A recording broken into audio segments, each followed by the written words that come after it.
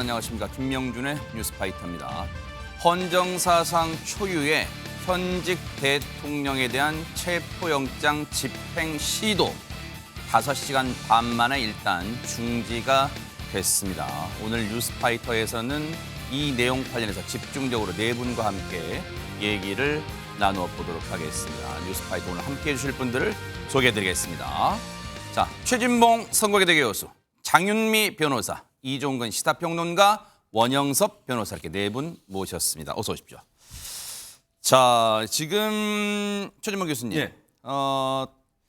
오늘 오후 1시 35분쯤에 이제 공수처가 공식적으로 밝혔어요. 체포영장 집행을 중지하겠다. 이제 굳이 계산을 해보면 한 8시, 오전 8시 2분쯤에 이 공관촌이 있어요. 거기에 공관 여러 군데가 있으니까 거기에 진입을 한 것으로 따져보면 한 5시간 반 만에 이제 영장 집행 시도가 중지된 건데 뭐 무산됐다는 표현은 적절하지 않은 것 같고요. 그렇습니다. 네. 왜냐하면 재집행이 가능한 상황이거든요. 네. 언제 할지 모르겠고 뭐 할지 안 할지 아직 결정된 건 아니지만 집행 네. 가능성이 더 높다고 보는데 그렇기 때문에 무산된 건 아니고 네. 일단 중지가 된 거죠. 그래서 공처도 중지라는 표현을 쓴 것 같은데 아마 이제 지금 공처의 브리핑을 보면 지금 내려오는 모습에 이제 중지하고 그렇습니다. 나서는 보면 강력하게 3차 저지선 그리고 이제 뭐 소위 인간 방패라고 할 수 있겠죠. 서로 네. 스크럼을 짜고서 들어올 수 없도록 군인들도 1차적으로 방해를 했었고 네. 또 이제 경호처 직원들 네. 뿐만 아니라 대통령실 직원들도 함께 갔다고 그러더라고요. 네. 그런 사람들이 전체적으로 이제 방해를 했는데 이건 뭐 법 집행을 방해한 행동이니까 처벌받아야 된다고 저는 생각을 네. 하고요. 그렇지 않아도 지금 경찰이 경호처장 차장을 지금 입건을 해서 내일 출석하라고 요구를 했습니다. 네. 그런 상황이기 때문에 1차적으로는 뭐 물리력을 행사하고 이런 부분이 좀 위험성이 있어서 중단한 것 같아요. 네. 뭐 전해진 말에 따르면 개인 화기도 공처 직원들 중에 소유하고 있었던 가지고 있었던 그런 일들이 좀 나오고 있기 때문에 네. 만약에 뭐 강제 집행을 했을 경우에 올 수 있는 여러 가지 위험성 이런 부분들이 아마 고려가 돼서 중지가 된 것 같은데 차후에 뭐 다시 집행할 가능성은 남아 있다고 봅니다. 월요일까지 지금 영장이 유효하기 때문에 그 가능성을 열어놓고 있어서 이거 좀 지켜봐야 될 것 같고요. 또 1차적으로 아마 공수처나 경찰 입장에서는 방해를 했던 사람들에 대한 체포를 일장 시도할 것 같아요. 예컨대 경호처장이나 차장에 대한 체포영장도 발부될 거라고 저는 청구할 수 있을 거라고 저는 생각합니다. 그래서 이런 부분들이 추후에 어떻게 진행될지 좀 지켜봐야 되겠다 이런 생각이 듭니다. 원영섭 변호사님, 체포영장 집행 무산이 아니라 중지라는 표현을 썼다는 것은 이 공수처가 오후에 조금 전에 이제 기자들한테 이 브리핑하는 과정에서 뭐 여러 질문도 받았는데 그때 기자 질문에 그럼 오늘 저녁에라도 일몰 후에라도 혹시 재차 집행을 시도합니까? 라는 질문에는 거기에 딱히 답을 할 수 있는 상황은 아니다. 뭐 그런 말을 했어요. 그럼 집행 중지라면 오늘 이론적으로는 저녁에도 갈 수는 있는 거예요? 어떻습니까? 예, 이론적으로는 7일의 기간을 받았기 때문에 6일까지는 언제라도 집행을 할 수는 있습니다. 체포영장의 내용에 따르면. 그리고 일몰 후에도 할 수 있다라고 기재가 돼 있습니다. 체포영장 문헌에 네네. 따르면 그래도 할 수는 있어요. 근데 이걸 생각해 봐야 되는데 그러면 왜 오늘 아침 7시 반 8시에 했느냐? 그게 일몰이 발생을 하면 특히나 밤이 되면 이게 그 유혈 사태 정말 심각한 불상사, 사태가 네. 발생을 할 수가 있습니다. 왜 그러냐? 눈에 보이면 사람들이 이거를 정보를 인지를 하고 어떻게 움직이겠다는 게 있는데 눈에 안 보인다, 밤이다. 그러면 정신적인 혼돈이 극심해집니다. 실제로 혼돈의 그 수치라고 말하기는 어려워도 한 5 정도가 혼돈이 있는데도 밤에 하면 그게 10배, 50이 돼버려요. 그러면 그 과정에서 말도 안 되는 일이 발생할 수가 있거든요. 그래서 오늘 또 사실은 새벽 뭐 기습적으로 할 수도 있었을 거예요. 네. 그런데 하지 않은 거는 해가 뜨기 전에 했다가는 엄청난 사태가 발생할 수가 있습니다. 예를 들어 비상계엄만 하더라도 민총 가지고 지금 대통령께서 그거를 이제 질서 유지하라고 보낼 정도인데 그게 아니라 정말 이게 그 문제가 생길 수 있는 유혈 사태가 혹시라도 이게 체포영장 집행 단계에서 일어난다면 이건 네. 아무도 책임지지 못하는 그런 상황이고 네. 공수처나 이런 체포영장을 내줬던 그 서부 지원도 책임을 져야 되는 상황이 발생합니다. 네. 그래서 일몰 이후에는 그 가급적이면 그 영장 집행을 못하도록 원래 체포영장에도 기재를 하고 네. 실무적으로도 그렇게 움직이는 겁니다. 근데 지금 현재 그 이 상태에서도 집행을 못했다 그러면 앞으로 뭐 내일이면 또 주말이잖아요. 네. 주말에는 지지자들이 더 몰려올 수밖에 없어요. 네. 그리고 6일에는 그렇게 주말에서 몰려온 지지자들과 그 다음까지 있을 사람들, 그러니까 객관적으로 인원이 훨씬 더 증가할 수가 있기 때문에 현실적으로는 그 체포영장의 집행은 어렵다. 그리고 이 체포영장 자체가 이미 위법한 체포영장이라고 발부 신청, 발부 그리고 집행까지 네. 계속 법률적인 그런 문제점이 논의되고 있기 때문에 네. 추가적으로 집행하기는 어려울 거라고 보여진다. 그 위법성 여부는 제가 또 잠시 뒤에 또 추가적으로 얘기를 해볼게요. 오늘 오전에 공수처가 과천에 있잖아요. 과천에서부터 차량 5대로 이 긴급하게 이동을 했습니다. 오늘 긴박했던 5시간 반의 상황을 영상으로 보시고 이어가 보도록 하겠습니다.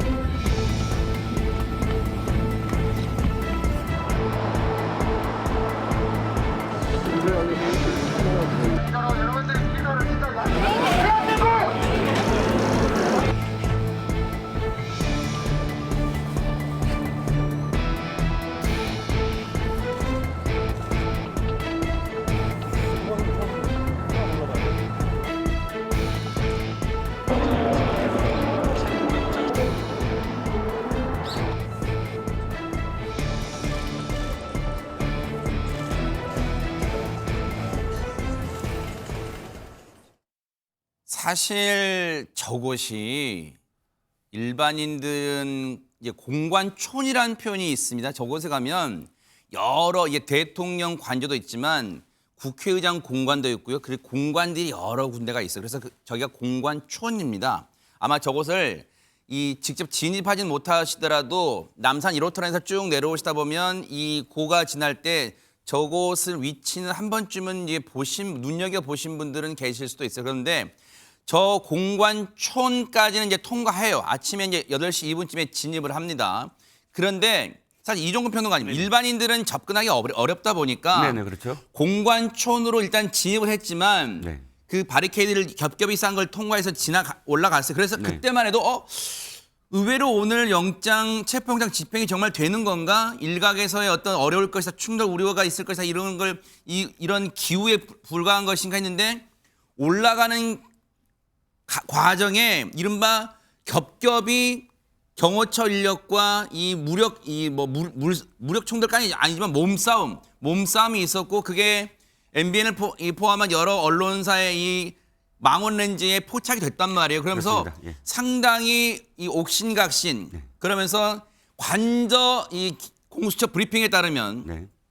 관저 200m까지는 진입을 했다는 거예요. 근데 거기서 경호 인력들이 이제 군 인력과 함께 한 200명이 인간띠, 이른바 스크럼이라 표현하는 인간띠로 막고 있어서 결국 공수처 이 검사 3명이 윤석열 대통령 측 변호인단과 뭔가 협의 끝에 관저에 가서 뭔가 대화를 나눴다. 지금 이렇게까지 전해지고 있습니다. 네, 그렇습니다. 말씀하셨듯이 처음에 공간이 있다면 공간 앞 철문이 있습니다. 네네. 철문 뒤로는 쭉 오르막길이 있고 거기서 갈라지는 길이 있습니다. 네네. 자, 보면 철문이 그림 보면 설명해 주시죠. 그렇습니다. 네네. 그림 한번 보여주시죠. 네네. 지금 이 철문입니다. 네. 이 철문 앞에 8시경에는 미니버스가 있었어요. 아하, 네. 지금 철문이 열린 광경입니다. 이른바 지금 저 방어막 역할을 한 건가요? 네. 1차 저지선이었어요. 네. 저게 철문 바로 앞에 미니버스가 있고 그 앞에 지금 이렇게 까만색 옷을 입은 네. 수사관과 경찰관들이 네. 도열해 있었어요. 아, 네. 그게 첫 번째 지금 그 조우입니다. 네. 그런데 거기서 막을까 했는데 보니까 네. 그렇게 실랑이를 많이 벌이지 않고 네. 1차 저지선이 통과가 된 겁니다. 네. 물론 철문은 공수처가 열었어요. 네. 자, 그다음이 2차 저지선인데 2차 저지선도 미니버스로 막았습니다. 아. 지금 이게 막았다가 지금 그것을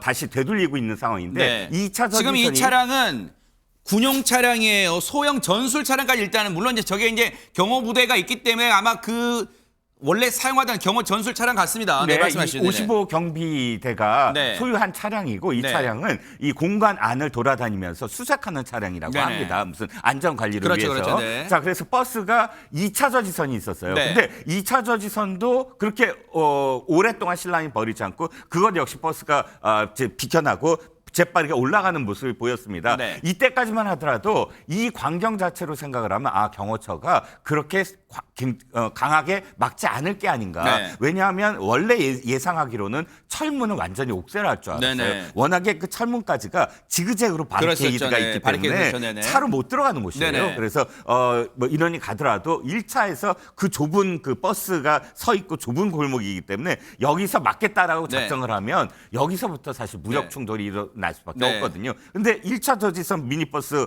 되돌리고 2차 저지선이라고 하는 왼쪽으로 돌아가는 그 길도 바로 막아섰다가 되돌리고 해서 재빠르게 뛰어 올라가는 모습까지 보였습니다. 네. 그런데 우리가 볼 수 없었던 장면, 그러니까 MBN이 망원 렌즈로 네. 이렇게 당겨서 보는 그 장면 속에는 2차 저지선이 올라가서 오른쪽으로 돌면 바로 대통령 관저가 있습니다. 아, 네. 물론 꽤 오랫동안 지금 이렇게 올라가야 생겼어요. 돼요. 이런 위치예요. 네네. 맞습니다. 지형이네. 맞습니다. 제가 지금 첫 번째 점 있죠. 맨 네. 왼쪽에. 그게 1차 저지선이었고 네. 두 번째가 이렇게 쭉 가다가 갈림길이 있죠. 빨간색과 초록색 선. 네네. 거기가 2차 저지선이었어요. 아하, 네네. 거기서 버스가 사라지고 그다음에 뛰어 올라가서 네. 두 번째 관저 정문이라고 정문, 네. 써져 있는 표현까지 네. 거기까지는 아마 올라간 것 같습니다. 네. 아마 거기서부터 물리적으로 힘든 게 아닌가. 왜냐하면 올라간 사람들은 80명이고 네. 막아선 사람은 200여 명이라고 합니다. 네. 양쪽 다 제가 알기에는 최소한의 어떤 개인 화기가 네. 아마 지급이 됐었을 거예요. 아하, 네. 그러면 만약에 이것을 그 200명을 뜯어내고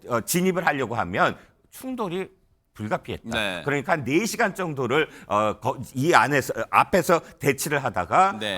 더 이상의 어떤 충돌을 방지해야 되겠다라는 그런 판단으로 아마 공수처가 일단 중지, 네. 일단 보류한 것 같습니다. 일단은 이 앞서 그래픽을 좀 보세요. 관저 주변 그래픽을 보면 사실 저곳은 공수처 직원들은 장윤 변호사님 이른바 증거 수집, 이른바 체증용으로 영상을 다 찍었을 거란 말이에요. 사진도 찍고. 그렇기 때문에 관저, 지금 공수처가 브리핑한 내용으로 봐서는 관저 200m까지 근접했다는 거. 그러면 사실 저곳을 일반인들이 가보지 않았기 때문에 관 200m라는 개념이 지금 저기 관저 정문을 말하는 건지 아니면 관저 정문에서 조금 더 진입한 건지 사실 그것까지는 저희가 불명확합니다만 관저 200m까지는 근접했지만 앞서 말씀드린 것처럼 경호처와 이 경호를 담당하는 군 인력이 200명 정도가 스크럼, 인간 띠를 형성하면서 저지하는 바람에 결국은 승강이를 벌이다가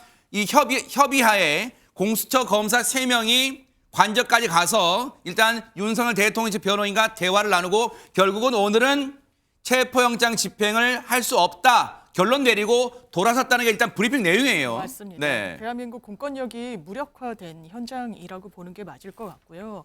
영장과 관련해서 경호법에는 그렇게 돼 있습니다. 이 경호법이 대통령 등, 여기 등에는 다 대통령의 가족과 친인척들 경호와 관련된 부분이거든요. 네. 그럼 경호의 정의가 어떻게 돼 있느냐. 일단 대통령의 신체상 그리고 재산상 위해를 가하는 부분을 제거하는 게 경호 업무라고 돼 있어요. 그렇다면 이 위해의 요건이 오늘 해당하는 것이었나. 대한민국 법원이 발부한 영장을 대통령에 대한 위해라고 보기 어렵습니다. 그리고 이거는 개인 윤석열과 대통령 직분을 수행하는 네. 윤석열 대통령은 구분해서 이 판단을 해야 되는 부분이 있어서 공수처도 이런 맥락에서 만약에 영장의 집행을 무력화하고 이 무력화 시도를 하게 되면 그 자체로 특수공무집행 방해다, 직권남용 권리행사 방해죄에 해당한다라고 이미 경고 공문을 보낸 바가 있고요. 네. 이에 따라서 아마 오늘 막아선 부분, 스크럼을 짜고 네. 이 부분과 관련해서 단순히 가만히 있었던 게 아니라 이 진입을 시도하는 공수처와 또 이 특수기동대의 이 연합을 막아서면서 크고 작은 물리적 충돌도 빚어졌기 때문에 네. 기본적으로 특수공무집행방해가 성립하기 위해서는 폭행 협박이 있어야 됩니다. 그런데 이 폭행은 최광의의 폭행이라고 해서 굉장히 그 범위를 판례가 넓게 보고 있습니다. 그렇다면 이미 체증은 이뤄졌고 네. 영상으로 이 하나 한 명을 특정할 겁니다. 이 부분과 관련해서 추가적인 입건을 검토하고 있다고 이미 수사기관이 밝혔기 때문에 처벌이 불가피해 보이고 네. 이 공무원 신분에 있는 사람들이 관련해서 처벌받고 집행유예 이상의 형을 선고받게 되면 연금 박탈되고 직에선 물러나야 됩니다. 지금 시민단체로부터 이미 공수처장과 공수처 차장 그리고 성명 불상자들, 아마 성명 불상자들은 거기에 같이 있던 이제 저지를 했던 그 인원들까지 다 포함된 것 같아요. 지금 공무집행 방해로 고발은 당한 상태입니다. 그런데 원영석 변호사님. 사실 이런 생각은 들어요. 이제 오늘 현장에서 대치하던 공수처 직원 중에 이제 경찰 인력도 있을 거 아니에요. 공수처 직원이 현장의 경호처 인력과 이제 이 대치를 하는 국면에서 이런 대화를 했대요. 공수처 관계자의 이제 기사로 나온 건 보도로 나온 겁니다만 경호 인력들한테 이런 얘기를 했답니다. 자신의 아들도 군대에 이제 조만간 가는 것 같아요. 군대에 가는데 이런 일에 쓰인다고 경호 인력들이 여기에 이제 동원된다고 생각하니까 끔찍하다. 왜 경호처는 대원들에게 불법적 업무를 시키느냐? 아마 이제 윤석열 대통령이 직접 지시를 하지는 않았겠지만 어쨌든 경호처가 윤석열 대통령의 체포영장 집행을 막는데 경호 인력들이 동원되면서 이 자체가 공무집행 방해, 즉 위법 사안에 동원되는 걸 과연 바람직한 것이냐, 윤석열 대통령이 과연 이런 것을 알고 있느냐, 정말 도의적으로 이 무책임한 거 아니야? 아마 이런 지적을 하고 싶은가 봐요. 어떻습니까? 공수처는 끝까지 언론 플레이용으로 체포영장을 집행했다고 보여져요. 무슨 그런 이야기를 그 체포영장 집행하는 그런 심대한 순간에 그런 대화를 나누고 있는지, 그리고 그걸 언론에 누설을 해가지고 그게 그런 말을 했는지 안 했는지 진위 여부도 확인되지 않은 일방적인 이야기를 언론 플레이용으로 하는 것 같아서 굉장히 저는 부적절하다라는 생각이 들고, 그리고 네. 엄밀히 말하면 지금 공수처가 하는 그런 행위들은 군형법 위반이 될 수가 있습니다. 무슨 말이냐? 네.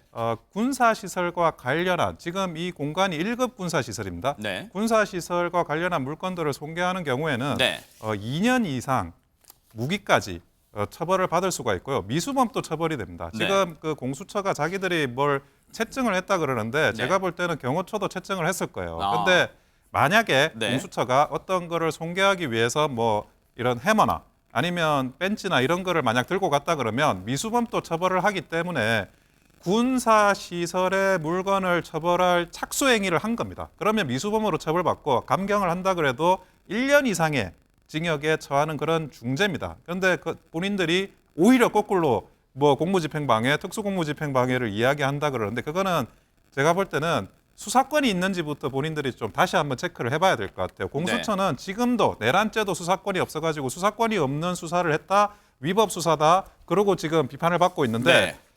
특수공무집행방해죄와 공무집행방해죄도 공수처법상 네. 그 자기들이 수사를 할 수 있는 범죄가 아닙니다. 그런데 네. 또 그런 이야기를 하고 있어요. 제가 볼 때는 황당하게 네. 이것이 없는데 지금 그 150명 데리고 공관을 체포영장을 집행하겠다. 네. 그거조차 이미 언론 플레이하고 망신 주고 대통령을, 그리고 네. 이 탄핵 재판에 영향력을 미치려고 하는, 헌법 재판에 미치려고 하는 네.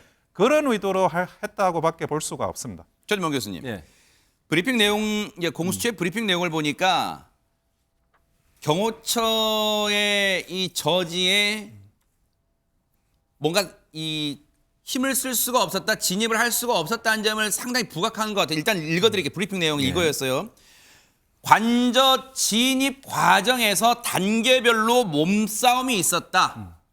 그러면서 관저 200m까지 근접했지만 경호처 인력과 군 인력들이, 그것도 경호 인력입니다. 군 인력은 경호 인력입니다.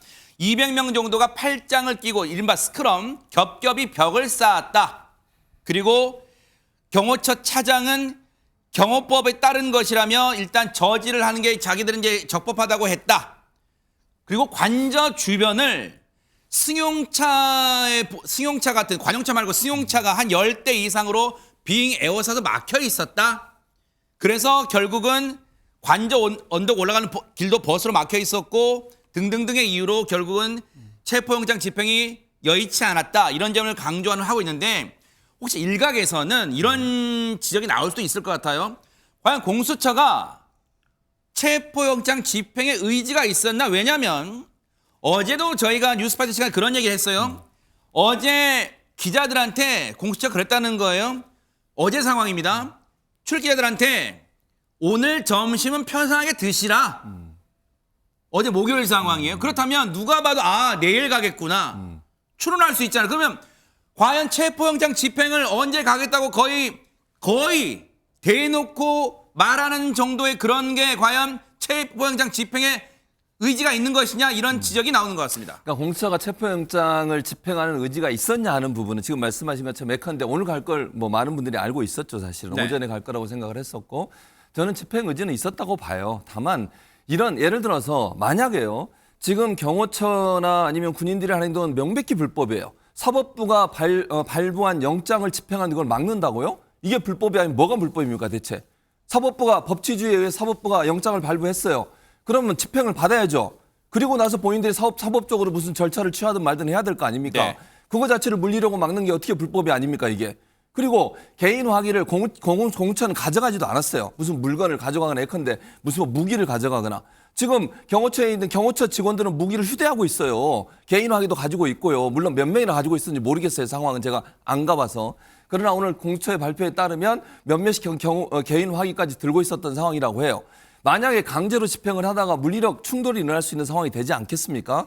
그걸 피하려고 했던 것 같아요. 제가 볼 때는. 네. 물론 공수처가 좀 더 촘촘하게 준비해 갔어야 한다고 저는 생각해요. 네. 예컨대 좀 더 인력을 많이 동원해서 현장에서 방해하는 모든 사람들 현행범 체포했어야 돼요. 왜 체포 안 하는 거죠 대체? 경호처장이든 경호처 차장이든 현행범들이잖아요. 공무집행 방해 아니에요? 그래서 민주당 특수공무처장은. 등은 의지 문제 뭐 이런 얘기를 하는 것 그렇죠. 같습니다. 당연히 네네. 그렇게 얘기할 수밖에 네. 없죠. 그리고 경호처장과 차장 지금 누가 입건한 줄 아세요? 경찰이 입건했어요. 공처가 입건한 게 아니고 경찰이 입건해서 내일까지 출석하라고 그랬어요. 출석해야 한다고 봅니다. 뭐 자기들이 불법 행위를 했으면 거기에 대한 처벌을 받아야죠. 당연히.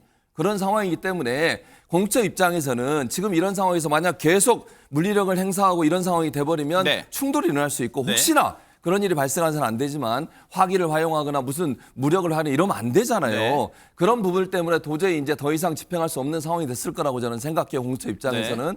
그래서 중지를 한 걸로 보여지고 네. 저는 경호처나 군인들이랑 그런 행동하면 안 된다고 생각합니다. 네. 윤석열 대통령도 마찬가지예요. 자기를 보호하기 위해서 저 사람들을 그렇게 법적으로 처벌할 수 있는 위험성에 빠뜨리는 게 말이 됩니까 이게? 네. 대통령이나 되는 사람이? 요거 하나 짚을게요. 요거는 이제 법적인 문제까지 있을 것 같으니까 원영석 변호사 다시 한번 갈게요. 왜냐하면 아까 그 공수처의 이제 그 브리핑 내용 중에 경호처 직원들이 개인 화기를 휴대하고 있어 그거 좀 흘려주세요. 왜냐하면 원영석 변호사님, 물론 이제 공수처는 경호 인력이 개인 화기를 휴대해서 과연 이제 일촉즉발의 상황이었다는 점을 강조하려던 것으로 보이는데 대통령 관저를 경호하는 인력이 개인 화기를 휴대했다. 이거 혹시 뭐 복무 규정에 어긋난 거예요?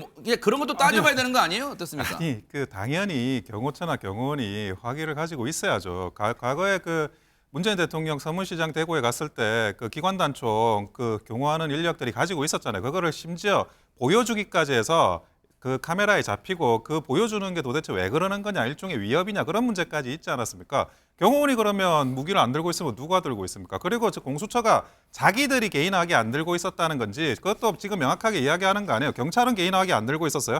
그리고 누구라도 체포영장을 체포영장을 집행하는 과정에서는 경찰도 리볼버를 원래는 소지를 하게 돼 있어요. 근데 그걸 안 하고 있다. 근데 공수처가 지금 말하는 거 허위 사실 유포하거나 그러면 안 됩니다. 정확하게 자기들이 안 했다는 건지 경찰이 안 했다는 건지 정확하게 이야기해야 돼요. 그리고 입건을 안 했다, 뭐 했다 하는 건데 네. 경찰이 입건했다고 지금 이야기하는 거 아니에요. 공조본이 이야기한 겁니다. 네. 그중에 경찰이 누군지 네. 공수처가 누군지를 따져봐야 된다는 그건 이제 거예요. 나중에 이제 사실관계 좀 따져봐야 될 것 같고 이종근 평론가님 지금 이러다 네. 보니까 네네. 어떤 지금 도돌이표 상황이냐면 오늘 체포영장 집행을 놓고 지금 원영석 변호사님도 그 말씀하셨고 지금 최준봉 교수님도 그 얘기하셨습니다만은 네네. 과연 오늘 체포영장 집행에 대해서 적법성 여부를 놓고 지금 윤석열 대통령 측과 네네. 지금 공조본 이 공수처를 필두로 한 공조본이 지금 팽팽히 맞서고 있는 그 상황이에요 지금. 그렇습니다. 어저께 이미 우리는 양쪽 다 적법하다라는 거를 들으면서 어저께 이 방송을 했던 것으로 기억합니다. 네. 양쪽 다 한쪽은 형사소송법 110조와 111조 또는 네. 경호법을 들으면서 경호처는 지금 그 공수처의 영장 집행이 불법이다라고 주장을 하는 것이고 네. 또 공수처는 공수처대로 적법한 그런 절차를 밟아서 집행을 한다라는 주장을 펴고 있는데 네. 실질적으로 오늘도 그것이 계속 이어지고 있습니다. 그런데 아까 앵커께서 네. 질문을 하신 부분들 네. 다른 패널들한테 하신 부분들 제가 생각을 해보면 네. 오늘 공수처가 과연 네. 의지가 있었느냐? 아. 저는 명분 쌓기가 더 컸다라고 생각이 드는 지점이 네. 어저께 왜 그 기자들한테만 얘기한 게 아니라 사실은 굉장히 커뮤니티에 많이 돌았어요. 오늘 오전에 집행을 할 거다. 6시에 집행을 할 거다라는 이야기가 어저께 돌았는데 네. 실제로 6시에 집행을 했단 말이죠. 네네. 그건 뭐냐면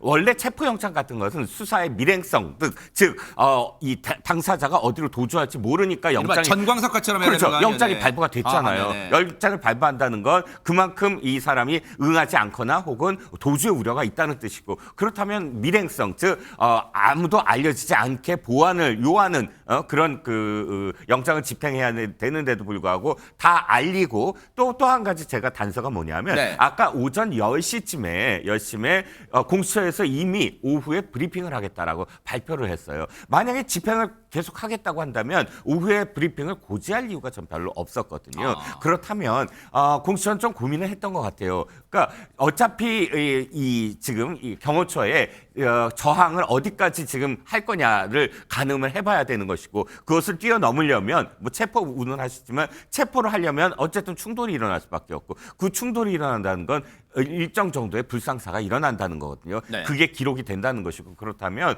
공수처가 어저께부터 이것을 어느 정도 고지도 하고 또 오늘 브리핑을 고지한다는 건 명분을 쌓기 즉 이렇게까지 대통령실이 저항을 했다. 네. 그리고 지금 경호처장과 또는 경호처 인력들에 대해서 네. 체증도 했다. 네. 그러므로 2차 집행 때는 훨씬 그런 부분들이 훨씬 더 연착륙할 수 있는 연착륙할 수 네네. 있는 그런 명분을 지금 쌓아놨다라는 네. 게 아니냐. 공수처 어떤 계산이 거기에 그런 시각도 있을 수 있겠네요. 미치지 않았느냐 하는 거죠. 장유미 변호사님, 자 명분 쌓기 이제 다음 집행 때는 정말로 이제 이 집행을 해서 신병을 확보하기 위한 오늘 뭔가 비난에도 불구하고 뭔가 명분을 쌓으려는 거 아니야. 물론 근데 해석의 여지에 따라 보는 시각에 따라 다를 수도 있겠지만 그런데 이렇게 볼 수는 없을까요? 애초에 앞서 지금 윤석열 대통령 측 변호인단하고 이제 관제에서 만났잖아요. 근데 그 위법성이 오늘 체포영장 집행의 위법성을 재차 강조했다는 거예요. 윤석열 대통령 측에서는. 그렇다면 시간을 거슬러 올라가서 공수처가 애초 공수처의 관할 법원인 서울중앙지법을 통해서 체포영장을 청구하고 발부받는 이 과정 거치지 않고 왜 논란의 빌미를 줬을까? 서울 서부지방법원을 택해서 영장을 청구하고 체포영장을 발부받고 여기에 체포영장 집행에 나서고 그러다 보니까 윤석열 대통령 측으로부터 뭔가 이거 위법성 적법하지 않았다 이 공격의 빌미를 줬을까? 혹시 공수처의 이런 행태에 대해서는 어떻게 봐야 됩니까? 저희가 일반 사건을 할 때도 관할이 여러 군데에 있을 때가 있습니다. 이를테면 불법행위지에도 관할이 있고요. 또 피해자 주소지에도 관할이 있습니다. 이걸 어디를 선택하는지는 사실상 수사기관의 선택이에요. 그리고 그 부분과 관련해서 그러면 서울 서부지방법원에 관할이 없나요? 그렇지 않습니다. 그리고 공수처법을 보면 공수처 검사가 기소하는 범죄에 대해서는 서울중앙지방법원이 전속관할권을 갖는다고 돼 있어요. 그런데 대통령에 대한 기소권은 공수처가 갖고 있지 않습니다. 이걸 다시 검찰에 넘겨야 되거든요. 네. 그렇기 때문에 이 부분과 관련해서도 그렇다면 일반 관할이라고 할 수 있는 거주지, 지금 한남동을 관할하는 건 서부지방법원이 맞습니다. 네. 그래서 저희가 일반 사건에도 이런 아주 좀 뭐랄까요, 형식적이고 지연 말단적인 걸 다투는 경우들이 있어요. 이건 본질적인 부분에 대해서 항변할 자신이 없을 때 보통 그렇습니다. 지금 이 큰 줄기는 내란죄에 대해서 다투는 게 맞죠. 그런데 아주 초입부터 관할권이 있다 없다. 관할에 대해서는 이미 법원에서 교통정리가 되고 있어요. 여러 피의자들이 이미 영장 발부가 됐거든요. 그때도 관할이 있니 없니 검찰에도 없다. 김용현 전 장관도 다퉜습니다. 그렇지만 다 영장이 발부됐어요. 이런 부분과 관련해서 윤석열 대통령은 정말 대한민국의 국격을 생각한다면 두 발로 걸어나가는 게 그게 대한민국을 그나마 민주주의를 훼손시켰지만 그나마 덜 훼손시키는 선택인데 그럴 용기와 의지가 없다는 걸 오늘 목도했습니다. 네. 공수처는요 이걸 지금 만약에 뭐 변호인단들이 이제 지체한다면 들어가기 위해서 대기하고 있는 모습을 보입니다. 네, 맞습니다. 말씀하시죠. 네. 이걸 지체한다면 대한민국의 공권력이 어떤 신호를 일반 범죄자들한테 주느냐. 그냥 막아서면 되는구나. 대한민국 공권력이 이렇게 허술하구나. 이런 거를 하나의 선례로 남겨서는 절대로 되지 않습니다. 이번 영장은 일단 일몰 후 그리고 일출 전에도 집행이 가능하도록 되어 있습니다. 오늘은 거의 실시간으로 생방송이 됐었죠. 가는 그 행정마다 지지자들이 모여들 수 있는 시간을 벌어준 셈이 됐습니다. 결과적으로 급시에 급습해서 이 부분에 대해서 인식을 확보해야 되고 아마 윤석열 대통령은 체포영장이 발부돼서 집행이 돼서 바로 48시간 안에 영장 청구할 겁니다. 그 이후에 사회로 다시 나올 수 있을까요? 그 가능성 매우 희박합니다. 지금 그러기 때문에 마지막 사실상의 버티기에 들어간 건데 이제는 초읽기에 들어갔다고 생각합니다. 그러다 보니까 원영석 변호사님, 지금 장유미 변호사님도 그 말씀을 해주셨는데 오늘 체포영장 집행이 무산됐어요. 뭐 중단된 거 아니라 무산됐어요. 그러면 재차 체포영장 집행에 나설 날짜를 택일하기도 쉽지는 않을 거예요. 공수처 입장에서. 앞서 말씀해 주신 것처럼 원영석 변호사 말씀해 주신 것처럼 내일과 모레는 주말과 휴일이에요. 그리고 월요일 날이 이제 체포영장 집행의 시한이잖아요. 근데 혹시 재청구할 것 같으세요? 아니면 지금 장윤 변호사님도 그 얘기 잠깐 해주셨는데 그런 과정 없이 구속영장 청구로 바로 직행할 것 같으세요? 어떻습니까? 체포영장을 계속 재청구한다는 것 자체가 이미 뭐 심대한 인권 침해입니다. 그리고 제가 주석형사소송법 편집위원이 지금 현재 노태학 대법관인 주석형사소송법에도 있고 법원 실무제요라는 형사편 그 교과서에 있어요. 그 교과서에 뭐가 있냐 그러면 군사상 비밀을 요하는 시설에 대해서 책임자가 승낙을 하지 않으면 영장을 집행할 수 없다. 그리고 미리 그 승낙을 거절한 게 분명하면 영장을 발부해서도 안 된다라고 교과서에 써져 있습니다. 그런데 지금 이 영장이 발부가 됐잖아요. 그런데 이거를 다시 또 이미 명백하게 그 경호처의 책임자가 승낙을 하지 않은 게 지금 드러난 상태에서 또 그러면 체포영장을 발부한다. 저는 있을 수 없는 일이라고 생각을 하고요. 그거야말로 불공정한 그 법원의 그런 전횡이다. 네. 인권 침해의 면죄부로 체포영장을 활용하고 있다. 그렇게밖에 볼 수 없고 그러면 이제 남아 있는 거는 구속영장입니다. 근데 구속영장은 과거에 이석기에 대한 내란 사건을 구속영장 칠 때도 2년 수사했습니다. 2년 수사해서 구속영장 치고 그리고 이제 기소를 했어요. 그런데 지금 사건을 어느 정도 성숙해서 수사를 하고 해야 되는데 그거를 뭐 지금 한번 봅시다. 이런 정도로 지금 구속영장을 친다? 구속영장을 신청하고 구속영장을 발부한다? 그거야말로 진정한 인권 침해의 면죄부로서 영장이 활용되는 거다. 그렇게밖에 볼 수 없습니다. 이렇게 되다 보면 시간이 흐를수록 사실 곤혹스러운 입장인 것은 공수처일 수밖에 없어요. 왜냐하면 오늘 사실 체포영장 집행이 중지됐다는 얘기를 듣고도 민주당은 지금 벼락같이 물론 윤석열 대통령을 향한 비판도 했습니다만 공수처에 대해서도 비판의 화살을 돌렸거든요. 그렇다면 정말로 이제 곤혹스러울 거예요. 과연 체포영장 집행 재집행 나설지 아니면 정말로 앞서 여러 가지 가능성 중에 구속영장. 왜냐하면 일각에서는 공수처에서는 이미 어느 정도 혐의는 충분히 입증됐다고 본다. 그렇기 때문에 구속영장을 청구해도 큰 무리는 없다. 뭐 이런 얘기도 나오고 있습니다. 당연하죠. 네. 두 가지 다 선택지에 있다고 봐요. 일단 재집행을 하려면 이제는 공수처장이 직접 가야 된다고 저는 생각합니다. 부장들 보내지 말고 공수처장이 직접 가세요. 현장에서 지휘를 하세요. 왜 부장들을 보냅니까? 네. 두 번째, 방해를 했던 경호처장, 차장에 대한 체포영장 발부받고 가세요. 그거 들고 가서 바로 거기서 집행하고 현장에서. 경호처장과 경호차장을 네. 집행을 해야 돼요. 네. 그 사람들이 지금 맡고 있는 거잖아요. 네. 그 사람들을 먼저 체포할 수 있도록 체포영장 발부받고 공수처장이 직접 들고 가 지휘를 해야 돼요. 현장에서. 지금 부장들 보내가지고 저렇게 하지 말고 첫 번째 제가 제안하고 싶은 그 방법이고 두 번째 만약에 집행을 두 번째 할지 안 할지 모르겠어요. 네. 이제 할 가능성이 저는 높다고 보는데 개인적으로. 네. 그래도 계속 저렇게 방해를 하면 네. 집행 못하면 저는 사전 구속영장 청구할 거라고 봅니다. 지금 충분히 네. 수사기관의 결과들 뭐 검찰에서 김용현 전 장관에 대한 수사 내용을 보면 네. 윤석열 대통령의 내란 혐의가 거의 확실시되는 여러 내용들이 많이 있습니다. 네. 그런 의혹들이 많이 있기 때문에 네. 그 내용 가지고 충분히 저는 구속영장 청구가 가능하다고 생각해요. 네. 사전 구속영장 청구하면 사전 구속영장은 기간이 길어요. 네. 뭐 7일 아니고 길게 돼 있거든요. 그래서 저는 구속영장 청구해서 구속영장을 집행할 수 있다고도 네. 봅니다. 그래서 저는 공수처 입장에 이 두 가지를 같이 검토해야 된다. 네. 먼저는 재집행하려면 공수처장이 직접 가고 사전 체포영장을 처장과 차장도 같이 받아가지고 가는 게 저는 필요하다고 보고요. 지금 이게 아마 최재문 교수님의 말씀을 아우르는 말인 거 조금 전에 그거 다시 조금 전 거 보여주세요. 왜냐하면 공수처의 입장이 그런 거 같아요. 네. 여러 가지 조치를 보세요.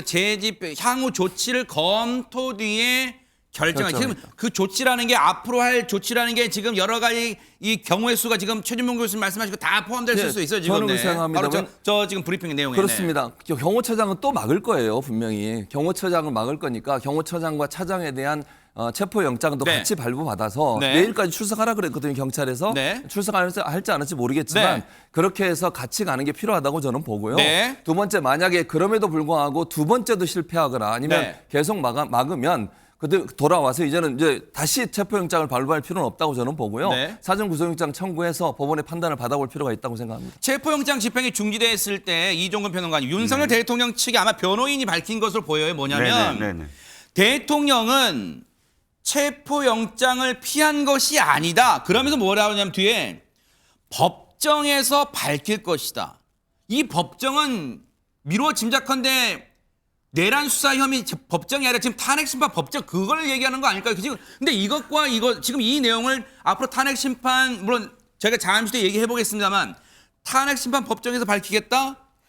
이게 뭔가 인과관계가 연관돼 있다. 지금 내란 혐의 수사와 탄핵 심판이 밀접한 연관이 돼 있다. 지금 이걸 얘기하는 것 같습니다. 일단 윤 대통령 측의 네. 지금 그 발언은 여러 가지로 해석이 가능합니다. 첫 번째는 앵커 표현대로 헌재 심리가 먼저다. 네. 헌재 심리를 받은 이후에 이 재판이라든지 그러니까 내란 혐의. 지금 내란 혐의에 대한 실질적인 수사에 협조를 하고 네. 하겠다라는 의향을 이미 밝혔기 때문에 네. 왜냐하면 대통령으로서 방어를 해야 되는데 자신이 만약에 지금 체포영장에 응하고 그러면 48시간 내에 구속영장이 만약 발부가 돼서 20일 동안의 수사를 거쳐서 기소가 돼야 되는 게 당연히 뭐 그 수순이니까 기소가 되면 네. 수인복을 입고 죄수복을 입고 헌재 심리에 나가야 되잖아요. 그럼 헌재 심리에 당연히 대통령으로서 나가서 자신의 어떤 변론을 하는 것과 네.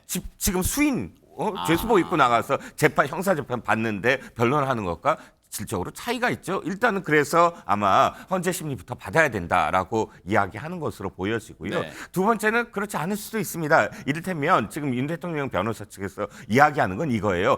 적법한 절차라면 받아들이겠다라고 이야기하거든요. 그러니까 이것을 회피하거나 네. 완전히 뭐 안 받겠다거나 도주하거나 이런 게 아니다라는 것이고요.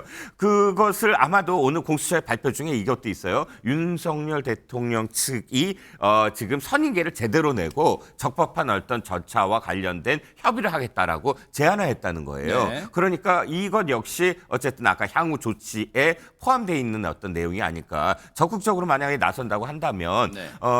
윤 대통령 측에서 우리가 몇 월 며칠 날 가서 직접적으로 수사를 받겠다라고 한다면 네. 체포영장이라는 어떤 효력에 버금가는 어떤 과정이 아닐까 싶고요. 두 번째 구속영장이 당연히 발부된다라고 다들 생각을 하시는 것 같은데 저는 발부되지 않을 거라고 기각될 거라고 생각을 합니다. 어째서요? 이미 좋은 예가 있어요. 뭘까요? 너무나 좋은 예. 유창훈 판사의 구속영장 기각.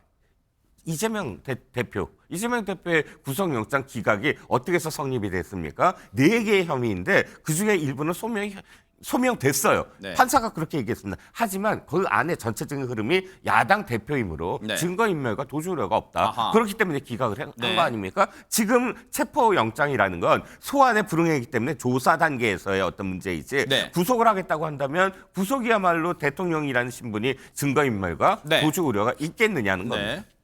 자, 혹시 이건 장윤미 변호사님 이런 가정을 해서 질문을 하면 무리일까요? 한번 들어보세요. 자, 그렇다면 지금 이번 체포영장의 시한은 다음 주 월요일 6일까지잖아요. 물론 그 사이에 이제 여러 가지 뭐 경우의 수나 상황이 발생할 수 있죠. 체포영장 재집행에 나설 수도 있고 그래서 또 무산될 수도 있겠지만 혹시 이번 체포영장 집행 시한은 넘기고 윤석열 대통령 측이 문제 삼는 이 적법성이라고 하니 그러면 서울중앙지방법원을 통해서 체포영장을 재청구하고 서울중앙지법이 정말 영장을 발부했을 때는 윤석열 대통령 측이 이 체포영장 집행을 회피하거나 거부할 명분이 사라지는 거 아니겠느냐. 이 가정으로 질문을 하면 무리일까요? 어떻습니까? 저는 이게 형식적으로는 가능한 추론이라는 생각이 들고요. 다만 지금 하나하나 따지고 들고 있잖아요. 윤석열 대통령 측에서는. 네. 그것을 수용하는 순간 수사가 잘못됐다는 걸 용인하면서 더 후폭풍이 올 거라는 생각을 할 겁니다. 네. 마치 이 피해자 윤석열 대통령의 말이 맞아서 수용한 것처럼 또 아하. 이걸 역으로 이용을 당할 수도 있기 네네. 때문에 그 선택을 하기는 상당히 어려울 거고요. 공수처로서는 현 시점에는 일단 이 체포영장의 시효가 도과하기 전에 반드시 할 겁니다. 왜냐하면 체포영장이 이렇게 집행이 되지 않는 경우가 상당히 이례적이어서 아하, 네. 형사소송법에도 이 체포영장을 갖고 이 피해자, 해당 피해자를 구속하지 못하면 그 사유를 지체 없이 법원에 설명을 하도록 돼 아하, 있어요. 네. 왜냐하면 그거는 좀 이해하기가 어려운 거거든요. 굉장히 법원도 고심을 해서 인신을 확보한다는 건 대단한 겁니다. 그 사람의 일상이 무너지고 네. 여러 여파가 있기 때문에 네. 신중에 신중을 거듭하는 절차이기 때문에 이 부분 그렇고요. 지금 윤석열 대통령이 이의 신청을 하고 여러 이제 이 강구를 하고 있는데 이거는 형사소송법과 관련 규정에도 없는 겁니다. 네. 준항고, 항고의 대상이 체포영장은 되지도 않거든요. 이거는 기본 중에 기본이에요. 그럼에도 불구하고 없는 절차를 거론까지 하면서 이야기를 하고 그런 절차를 밟아나가겠다는 건 시간 끌기 그 이상도 이하도 아닙니다. 거기에 휘둘리는 사법부, 수사기관, 일단 통상의 사건에서도 그렇게 되지가 않고요. 이거는 실패한 시도가 될 텐데 거기에 휘둘린다는 인상을 일반 시민들한테 주는 것도 상당히 신경을 써야 할 겁니다. 수사기관은. 그러면 원영석 변호사님, 지금 장유미 변호사님의 말씀을 토대로 생각을 해보면 공수처의 체포영장 재집행은 거의 불보듯 명약 관화한 상황 같아요. 왜냐하면 지금 이러이러한 이유로 오히려 물러서게 되면 오히려 이게 무리한 체포영장 청구였고 또 발부받은 거였나라는 것을 스스로 뭔가 자인하는 셈이 될 수밖에 없으니 그렇다면 이미 칼을 뽑은 상태라서 체포영장 집행에 다시 나설 가능성이 더 농후해지지 않을까요? 그렇다면 혹시 불상사 가능성이 지금 일각에서는 제일 그걸 우려하는 것 같습니다. 오늘은 다행히 큰 불상사는 없이 이 체포영장 집행은 이제 중단됐지만 그걸 제일 우려할 것 같습니다. 근데 저는 아까도 말씀드렸는데 비슷하게 공수처가 그 체포영장을 집행할 의지가 없습니다. 아마 새로 체포영장을 집행한다고 시도를 한다 하더라도 네. 그게 정말 체포영장이 될 거라고 집행이 될 거라고 하면서 하는 게 아니에요. 아까 뭐 사회자님 또 말씀하셨지만 공수처 대변인 또 이야기를 하는데 저는 그거를 뭐 100% 믿지는 못하겠어요. 하지만 자기들이 이야기하잖아요. 개인 화기를 안 들고 갔다고. 어떻게 그 체포영장 집행을 하러 가면서 수사관이 리볼버 권총이라도 들고 가야지 그거를 개인 화기를 안 들고 갈 수가 있습니까? 그러면 경호처는 당연히 개인 화기를 들고 있을 거라고 뻔히 예상이 되는데 수사관이 개인 화기를 안 들고 간다? 그게 과연 그 체포영장 집행에 대한 의지가 있을까요? 이거 망신주기고 지금 다시 착수를 한다 그래도 망신주기밖에 될 수가 없고 성공할 수가 없어요. 지금 이 3일을 선택하는 것도 네. 평일, 낮 이것을 굉장히 복합적으로 고려를 한 겁니다. 근데 그거를 주말에 또 한다고요? 주말에는 지금보다 지지자들이 훨씬 더 몇 배는 더 모일 겁니다. 거기에서 뭐 야간에 한다? 야간에 하면 제가 볼 때는 유혈 사태가 발생할 가능성은 불보듯 뻔해요. 근데 그거를 진행한다? 저는 망신주기용으로 시도를 할 수는 있겠다고 생각이 들지만 리볼버 권총도 가지지 않고 개인 화기도 가지지 않는 공수처는 집행에 대한 의지가 없다. 그렇게 보입니다. 이렇게 되면 사실 시청자분들도 이쪽을 지지하든 저쪽을 지지하든 그런 걸 떠나서라도 작금의 지금 대한민국 상황을 심히 걱정하시는 시청자분들과 많은 국민들 입장에서는 지금의 상황에서는 그렇다면 결국 결단은 윤석열 대통령 본인이 내려줘야 되는 거 아니냐 이런 생각을 많이 하실 것 같습니다. 당연히 그렇죠. 윤석열 대통령이 책임이에요. 이 모든 일에. 아니 경호처든 그다음에 그 군인들이든 거기에 지금 파견 나와 있는 군인들은 무슨 죄입니까 대체? 아니 경호처에 있는 사람들도 속으로 얼마나 자괴감이 들겠습니까? 지금 윤석열 개인을 지키기 위해서 이러는 거 아닙니까? 대통령 신분도 지금 직무가 정지된 상태예요. 아직 뭐 신분은 있지만. 네. 그런데 본인이 예를 들어서 사법부에서 정당하게 발부한 영장을 불법이라고 하고 거기를 집행을 방해를 하고 있어요. 지금 법 취지가 어디 갔습니까 대체? 본인은 검찰총장 출신이고 법률가 출신 아닙니까? 그런데 지금 정당하게 사법부에서 발부한 영장마저도 집행을 거부하고 막고 방해하고 그럼 누구나 이럴 수 있는 겁니까? 모든 사람이 이래요? 예를 들면 내가 생각할 때 불법이야 잘못됐어 이러면 그냥 영장 가져와도 나 못해 네. 그리고 방어해도 되는 겁니까 대체? 네. 아니 예를 들어서요 반대로 얘기해서 다른 단체들이 만약에 뭐 예를 들면 노동자 단체든 어디든 이런 거에서 뭐 위원장들 체포하러 가면 맞고 이러면 뭐라고 얘기합니까? 국민의힘이든 보수 진영에서는 왜 공권력이 이렇게 무력하냐고 얘기하지 않습니까? 빨리 들어가 잡아라고 하지 않습니까? 왜 법치주의가 무너지냐고 얘기하잖아요. 비판하고 그렇게 해왔잖아요 지금까지. 왜 그렇게 얘기했던 분이 지금 본인을 지키기 위해서 저렇게 많은 사람들을 법적으로 처벌할 수 있는 위험에까지 빠뜨리게 하냐는 거예요, 대체. 네. 저는 그게 맞지 않다고 보고요. 네. 본인이 직접 출석해서 수사 받으면 돼요. 죄 없다잖아요. 본인은 뭐 죄 없다고 얘기하지 않습니까?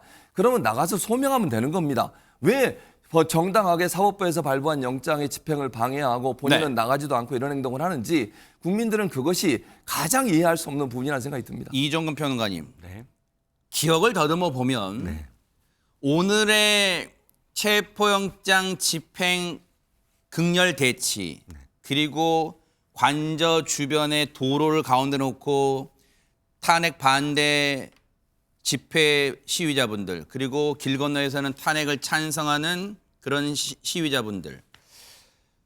그러나 이 사태에 기름을 부은 상황이 며칠 전 윤석열 대통령이 이른바 A4 용지 한 장짜리 지지자들 향한 메시지 아니었을까 이런 생각도 해봐요. 혹시 추가로 메시지 정치를 할 가능성이 있습니까? 어떻습니까? 글쎄요, 대통령이 만약에 추가로 어떤 메시지를 한다면 이번에는 전 국민들을 대상으로 하시지 않을까 싶습니다. 지난번에는 연말이고 또 자신에 대한 여러 가지 그 상황들에 대해서 계속 그 지지를 보내준 그 앞에 추운 날씨에도 불구하고 그분들에 대해서 고마움을 표시하는 거였지만 그 메시지가 충분히 어쨌든 그 지지자들을 결집시키는데 저는 큰 어떤 역할을 했다고는 보지만 그래도 윤 대통령을 비판하거나 또는 윤 대통령에 대해서 아직 잘잘못을 가리지 않고 끝까지 보겠다라고 하는 그런 국민들도 네. 윤 대통령은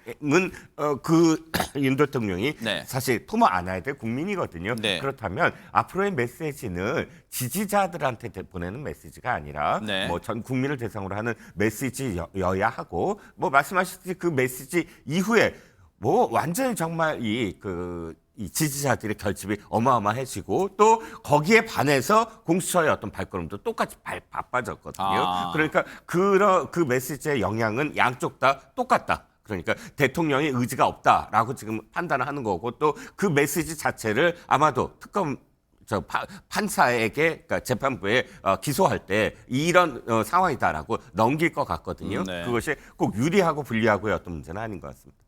오늘 공수처가요. 윤석열 대통령에 대한 체포영장 집행에 착수한 이후에 그 소식이 전해진 이후에 국민의힘의 반응이 있었어요. 권성동 원내대표 그리고 권영세 비상대책위원장. 그 입장을 좀 이어서 잇따라 들어보시고 얘기를 이어가 보도록 하겠습니다. 공수처는 왜 일을 이렇게 합니까? 현장에서 충돌 우려가 있는데 현장에 계신 어느 누구도 다쳐서는 아니 됩니다. 공수처는 무리한 현직 대통령 체포 시도를 자제하시길 바랍니다. 이 모든 논란의 원인은 공수처가 11째 수사 권한이 없기 때문입니다. 단 3번 출석을 안 했다 그래서 대통령에 대해서 체포영장을 청구하고 그걸 집행하겠다고 쳐들어가는 행동은 적절하지 않을 뿐 아니라 우리 국격을 떨어뜨릴 수 있는 대단히 좋지 않은 그런 행동이라고 봅니다. 앞으로도 공수처와 경찰은 무리한 영장 집행 등 월권적인 수사 행태를 중단할 것을 강력히 촉구합니다. 이에 어긋나는 행동을 할 경우 우리 당은 할 수 있는 모든 조치를 할 것임을 분명히 밝혀둡니다. 자, 저렇게 이제 반발하는 국민의힘의 분위기를 전해드렸는데 오늘 공수처와 경호처가 체포영장 집행 여부를 놓고 승강기를 이어가던 도중에 언론 카메라, MBN 카메라를 포함한 언론 카메라에 포착된 의원이 있어요. 바로 국민의힘 의원인데 바로 누구냐면 바로 이 사람이었습니다. 윤상현 의원이 그 들어가는 모습 포착된 건 없어요. 그 공관촌 정문통에 들어가는 모습이 있어요. 그거 좀 보여주세요. 네, 바로 저 모습입니다. 이 뭐 옆에 보좌진들로 보이는 사람이 있고요. 지금 윤상현 의원이 아마 이제 허락을 기다리고 잠시 후에 공관청 문이 열립니다. 그러면 들어가는 모습까지 보이는데 현장에는 뭐 여러 국민의힘 의원들 한 4명 갔다는 건데 공관에까지 들어간 지금 쭉 올라가는 모습이에요. 공관청 길 따라 올라가는 모습이에요.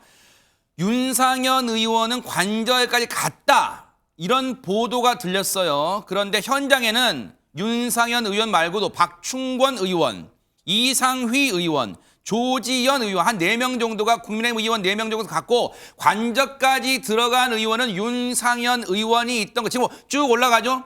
경호처에 지금 안내를 받고 쭉 올라가는 모습까지 보이는데 일각에서는 그래요.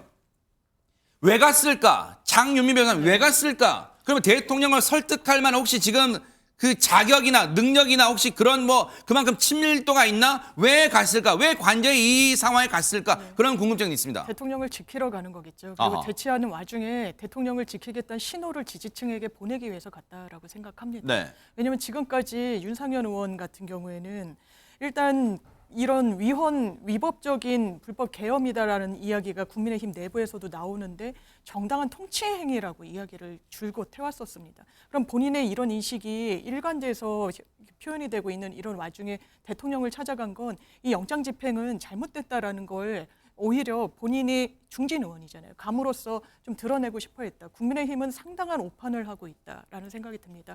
정확하게 윤석열 대통령과 관련해서 이거 내란죄 유죄 안 나올 것 같습니까? 네. 너무나 명백한 사안이라고 보여집니다. 그런데 대통령과 관련해서 이런 탄핵의 강을 건너기 위해서 계엄의 늪으로 빠져드는 선택을 네. 하면 국민 외면만 자초하는 겁니다. 지금 월권적 행위다.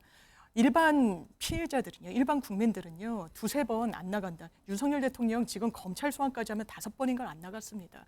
안 나가면 즉각 체포됩니다. 긴급 체포되고 체포영장에 의한 체포되고 풀려나지 못하고 구속 기소가 됩니다. 어느 누구도 예외이지 않습니다. 법 앞에 누구나 평등하니까요.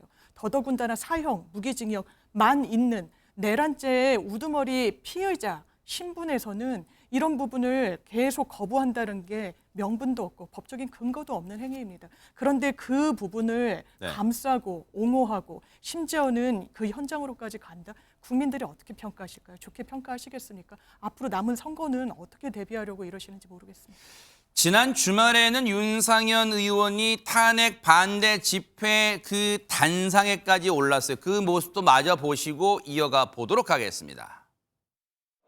저 윤상현 광야로 광장으로 여러분들과 함께 대한민국을 살리는 의로운 투쟁을 하기로 마음을 굳게 결심하고 나왔습니다.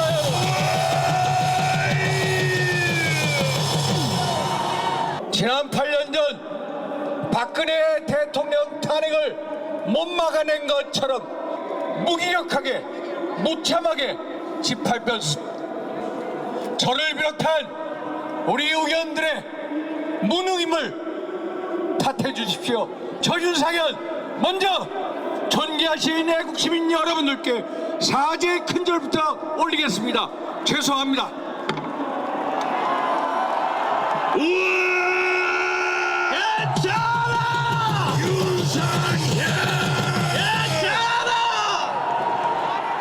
저희들이 대통령 탄핵을 반대하는 이유는 명확합니다. 그것이야말로 대한민국 체제 탄핵이요, 대한민국 미래 탄핵이요, 그리고 대한민국 후손들을 탄핵하는 것이요, 그리고 대한민국이라는 이름, 내장을 탄핵하는 것이기 때문입니다. 원영석 변호사님, 이제 물론 이제 저 영상을 보시고 이제 뭐 각자에 따라 처한 위치에 따라 입장에 따라 또 생각은 다를 수 있겠지만 근데 이제 그런 생각은 들어요. 탄핵 반대 집회는 그런 생각을 가진 분들이 자발적으로 할 수는 있는데 관련 공당에서 즉 국회의원이 직접 단상에까지 올라가서 저런 마이크를 잡는다. 이제 민주당 쪽에서는 이제 선동이라는 표현을 씁니다만 어떻게 봐야 됩니까? 저 행동은 어떻게 봐야 될까요? 그 탄핵 반대가 당론입니다. 당론에 따라 가지고 탄핵을 반대했고 탄핵 반대를 주장하는데 많은 분들이 모여 계신 집회에서 그 내용을 이야기하는 게 저는 전혀 문제 있다 생각하지 않고요. 그리고 이번에 윤상현 의원이 현장에 갔고 그리고 다른 의원들도 가셨는데 그분들의 용기 있는 행동에 대해서 인정하지 않을 수가 없어요. 그리고 지금 그 국민의힘도 우물쭈물하지 않았으면 좋겠어요. 아. 지금 권성동 의원이 아니면 권영세 의원이 자기가 그 원내대표하고 비대위원장 하지만 본인들이 대선 주자인가요? 본인들의 이름으로 정당을 별도의 생명력으로 이끌어 나갈 수가 있나요? 그러면 뭐 탄핵에 대한 입장은 변론으로 하고 지금 어저께 이 체포영장의 집행이 위법하다고 분명히 당 차원에서 발표를 하지 않았습니까? 그 위법한 체포영장이 집행이 되고 있는데 그거를 구경만 하고 있다고요? 그리고 뒤늦게 뭐 그렇게 하면 안 된다. 말만 이제 한마디 하는데 제가 볼 때는 국민의힘도 대통령과 따로 가가지고 정말 뭐 어떤 그 독자 노선을 걷든지 그리고 여당이고 대통령에 주어진 최소한의 이 위법한 체포영장이 부당하다고 한다 그러면 같이 현장에 나와가지고 그거를 막아줘야죠. 그럼 그래서 윤상현 말씀 중에 죄송해요. 윤상현 의원의 저 관저에까지 간 행동이 오히려 용기 있는 행동이 이렇게 보신다는 저는 말씀일까요? 굉장히 어떻습니까? 용기 있는 행동이고 본인이 옳다고 생각하는 거를 위해서 자기가 어떤 그 결단과 행동으로 나아간 그런 행위라고 생각을 하고 있습니다. 네. 자, 이런 가운데 이제 이 얘기도 좀 해볼게요. 시간 관계상 이 얘기 해봐야 될 것 같아요. 오늘이 무슨 저 이제 체포영장 집행에만 이제 온갖 시선이 쏠리는 바람에 또 하나의 사실은 주목할 만한 부분인 게 헌법재판소에 오늘 윤석열 대통령 탄핵 심판 두 번째 변론 준비 기일이었어요. 그런데 오늘 준비 기일을 마지막으로 더 이상 준비 기일을 안 하겠다는 거예요. 그리고 다음 주 월요일 날 6일 날은 그 헌법재판소가 이제 8인 체제가 됐잖아요. 네. 8인 체제로 첫 회의를 연대요. 근데 오늘 어떤 내용을 밝혔냐면 14일 날 이제 오늘까지 준비기를 마치고 더는 준비기를 안 하고 14일부터 이제 변론을 하겠다는 거예요. 그리고 1차 변론이 14일, 2차 변론이 16일. 이게 한 일주일에 두 번씩 하겠다는 거예요. 지금 속도를 내겠다. 지금 그런 걸 비춰집니다. 헌조는 속도를 내겠다는 거예요. 네. 8명 체제가 됐고 국민의힘 지금까지 6명이라고 계속 시비를 걸었거든요. 네. 7명 이상이 참석해서 6명이 동의를 해야 하는 게 통과된다. 네. 이렇게 주장하면서 문제를 제기했는데 그 문제가 해결이 됐잖아요. 아. 그래서 이제 속도를 내고 있는 것이고요. 네. 헌재 입장에서는 지금 윤석열 대통령 측에서는 자료를 제출 안 하고 있잖아요. 계속 네. 거부하고 안 하고 있고 이러거든요. 네. 오늘 뭐 첫 답변서를 냈대요. 그리고 오늘 쏟고 보니까 답변서도 근데 저는 참 이해가 안 되는 게 이게 네. 뭐 탄핵의 요건이 안 된다고 냈다 하더라고요. 저는 뭐 안 받아들일 거라고 보고요, 네. 헌재가. 그래서 헌재 입장에서는 뭐 그 지연 작전으로 보고 있는 것 같아요. 제가 네. 판단할 때는 헌재 재판부 입장에서는 윤석열 대통령 측이 지연을 하기 위해서 네. 지금 이런 작전을 쓰고 있다고 보고 있는 것 네. 같고 심지어 정영식 주의심 재판관도 그런 얘기 했잖아요. 네. 고의적으로 만약에 지연 작전을 주면 그건 받아들이지 않겠다는 얘기를 했거든요. 그래서 저는 속도를 낼 거라고 봅니다. 네. 그리고 이미 이제 국회 측에 소추단 측에서 제출한 자료들이 많이 있고 네. 또 이제 아마도 제가 생각할 땐 수사 기록도 받을 가능성이 있어요. 그 네. 내용들을 기반으로 해서 탄핵 심판을 할 것으로 보여지고 두 네. 번씩 한다는 것은 빠른 시간 안에 끝내겠다는 의지의 표현이라고 생각합니다. 네. 왜냐하면 지금 이게 탄핵 심판이 길어지면 길어질수록 국가는 엄청나게 위기에 빠지게 돼요. 지금도 권한대행 체제에서 엄청나게 어려운 상황 아닙니까? 빨리 국정 안정을 만들기 위해서는 탄핵 심판이 끝나야 돼요. 이게 뭐 네. 기각이 될지 아니면 파면이 될지 모르겠습니다. 저도. 네. 그러나 어떤 형태로는 결과가 나와야 네. 국정이 안정이 되고 국가가 안정적으로 진행할 수 있지 않겠어요? 네. 그런 점으로 본다고 하면 헌재가 속도를 좀 더 내서 빨리 결과를 만들어내지 않을까. 그리고 이번에 논의하는 사항은 그렇게 많지도 않아요. 사안 자체가. 내란과 외환에 대한 것이니까 이 문제는 뭐 그렇게 큰 많은 시간이 필요하지 않은 그런 사안이라고 보기 때문에 빠른 시간 안에 끝날 가능성이 높아지고 있다 이렇게 봅니다. 이종근 평론가님. 네. 헌법재판소의 탄핵 심판은 다른 일반 이 법원의 판단과는 달리 3심제가 아니라 단심제잖아요. 네, 그렇습니다. 그러다 보니까 지금 윤석열 대통령 측의 대리인단이 이런 얘기를 했어요. 네. 추가적인 증거 채택 논의하고 조사가 필요합니다. 시간을 더 주세요라고 했는데 헌재가 안 받아들였다는 거예요. 그럼 이제 속도를 내겠다는 거예요. 네. 네, 그렇죠. 그런데 박근혜 전 대통령 때와 비교해서도 무리하게 지금 이 속도를 내고 있다고 저는 판단을 합니다.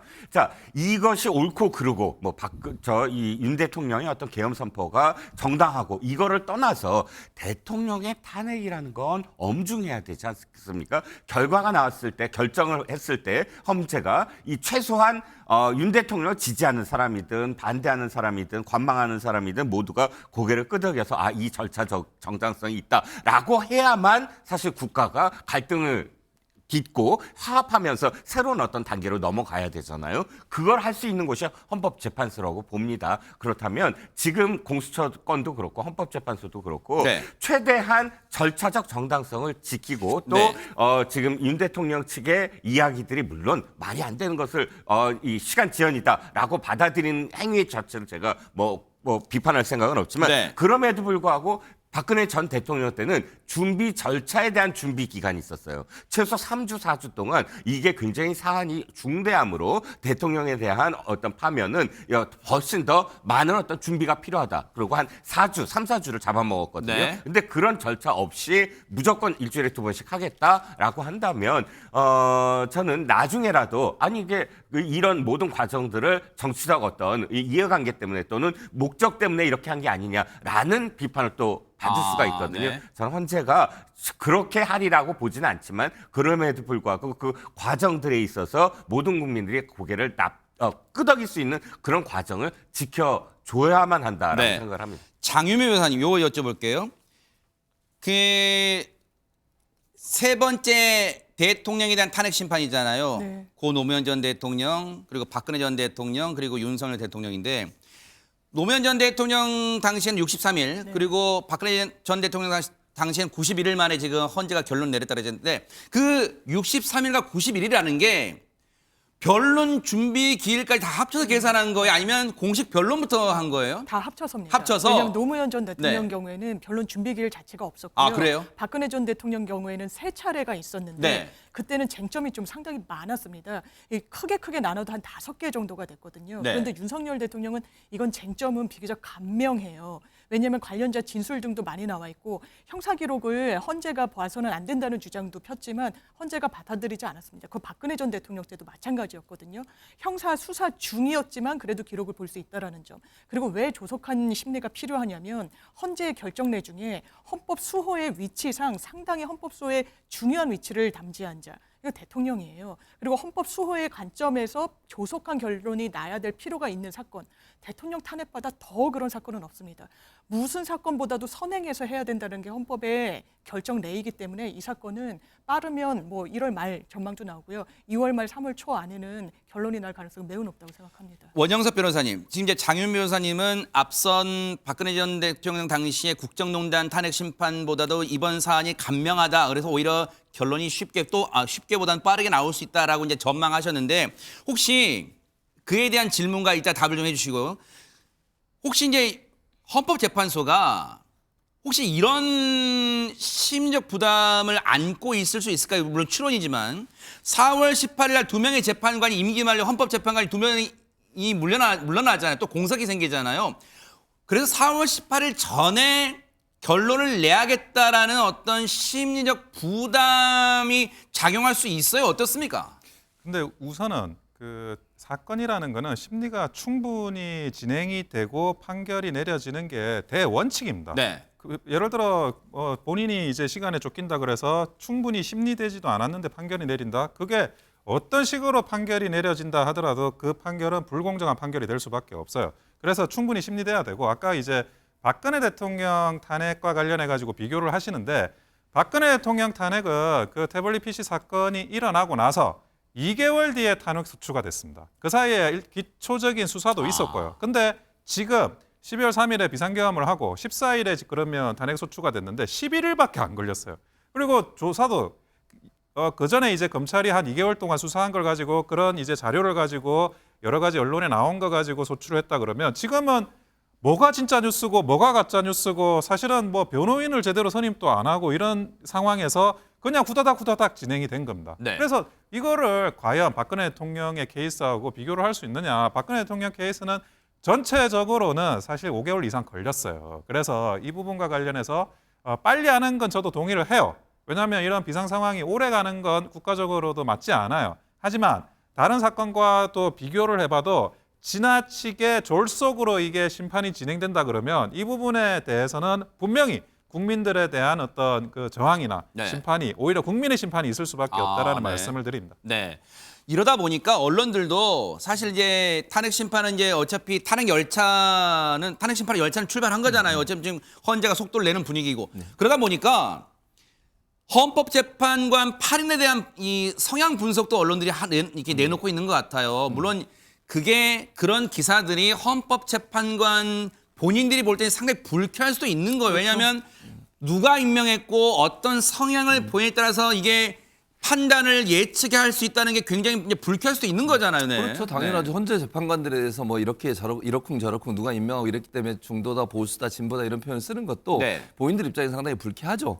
그리고 현재 재판관들이 물론 임명한 사람이 누가 있고 어느 정당에서 임명하고 이런 거 있죠. 추천하고 이런 게 있는데 그럼에도 불구하고 법적인 판단을 할 때는 올바른 판단을 할 거라고 생각합니다. 바로 이제 이런 거예요. 네. 예, 언론들이 지금, 합니다. 예, 네. 맞습니다. 진보, 중도, 보수 뭐 이렇게 나누고 있던데 네. 저는 지난번에 박근혜 전 대통령 탄핵 때도 그때도 사실은 보수 진영에서 추천하거나 아니면 임명된 분들이 있었거든요. 네. 더 많이. 그런데도 만장일치로 팔인만장일치로 그랬죠. 파면이 네. 됐어요. 네. 그러니까 이번 사안 같은 경우에는 법률적 양심 또 법관으로서의 개인적 양심과 법에 의해서 판단하신다고 하면 올바른 판단을 할 거라고 봅니다. 네. 특별히 저것 때문에 뭐 성향이 어떻고 이렇기 때문에 문제가 된다 이렇게 보지 않고요. 네. 정영식 주심 재판관 같은 경우도 윤석열 대통령이 임명한 사람이에요. 그분 같은 경우에. 그럼에도 불구하고 오늘 지금 뭐 네. 지금까지 진행된 상황만 보면 뭐 중심 잡고 잘 하고 있는 걸로 보여져요. 네. 그렇기 때문에 헌재가 어떤 결정을 내리든 그걸 받아들이면 되고요. 네. 헌재가 빨리 하려고 하는 것도 아까 말씀드린 것처럼 국가의 안정 네. 그리고 헌법 기관으로서의 어떤 그 국헌 문란에 대한 엄중한 심판 이런 부분들을 집중적으로 할 거니까 거기에 대해서는 큰 의심을 갖지 않아도 될 것 같습니다. 그런 점에서 오히려 헌재가 그래서 속도를 내는데 오히려 주력하지 말고 욕심내지 말고 왜냐하면 이 결과에 따라서 또 국론이 분열되는 양상이 나올 수 있기 때문에 오히려 시간을 갖고 정말로 진중하게 해야 되는 거 아니냐라는 시각도 있을 수 있을 것 같습니다. 맞습니다. 지금 대통령이 계엄을 했다 안 했다 그게 내란이다 아니다만이 아니라 이 안에는 사실상 헌법재판소가 원칙을 지켜서 하나의 어떤 선례로 남겨야 될 부분들이 굉장히 많아요 이번에. 그렇기 때문에 대통령이 잘했다 못했다 이걸 벗어나서 이 나라가 어떠한 원칙 속에서 앞으로 그러니까 그 정치적인 어떤 행위들을 네. 할 수 있느냐에 대한 교범을 이번에 헌법재판소가 만든다라고 생각을 해야만 하고 그래서 네. 8인이 굉장히 숙고를 했으면 정말 빨리 한다? 빨리 하는 건 좋죠. 하지만 정말 숙고를 해서 모든 사람이 고개를 끄덕일 수 있는 그런 면 결정이 나왔으면 하는 네. 바람입니다. 원영석 변호사님 20초 드릴게요. 혹시 윤석열 대통령이 직접 변론에 나올 가능성이 있을까요? 어떻습니까? 저는 반드시 나올 거라고 보고 있고요. 반드시 나오셔야 돼요. 과거에 이제 박근혜 대통령 탄핵 재판에서 조금 문제점이 무슨 말이냐면 변호인들만 나오는데 네. 그 변호인들이 정무적인 것보다는 그 굉장히 법률적인 자그마한 네네. 거에 집중을 해서 네. 그건 좋지 않다고 생각합니다. 직접 아하. 나오셔야 된다. 직접 나올지는 한번 저희가 또 따라붙고 지켜보도록 하겠습니다.